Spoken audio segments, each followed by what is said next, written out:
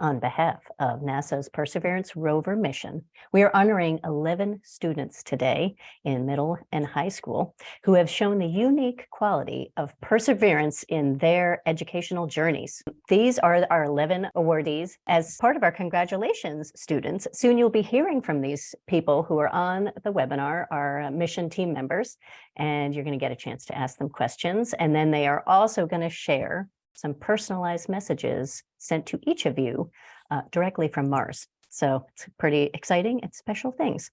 How is the Mars test environment for Ingenuity created on Earth? That's a great question.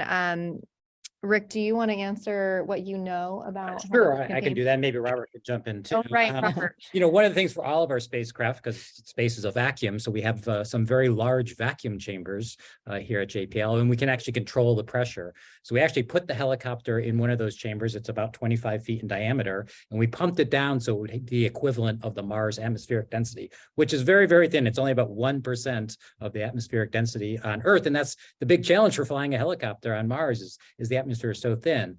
And it was really those tests in that special facility here at JPL that proved that we could have a rotorcraft actually fly in a low density environment.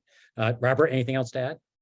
Oh, that was great, Rick. Yeah, and so when you're testing for Mars, you want to worry about the pressure that Rick just talked about. It's about 1/100th of Earth's pressure, and the temperature on Mars is usually colder than Earth. And so we also tested Ingenuity in the same big chamber, and we were able to bring the temperature of that chamber all the way down as cold as -90 Celsius or -120 Celsius.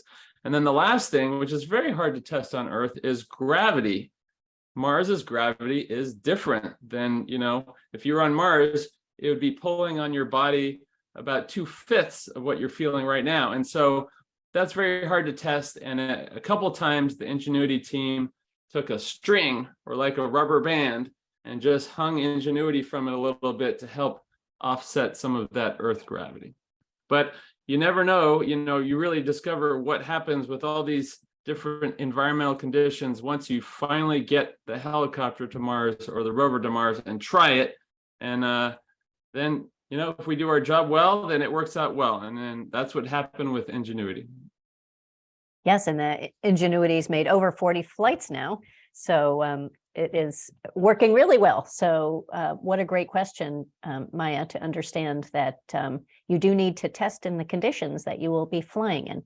So as much as you can replicate a way to test things so you can work out all the bugs before you send it to another planet, that's a good idea.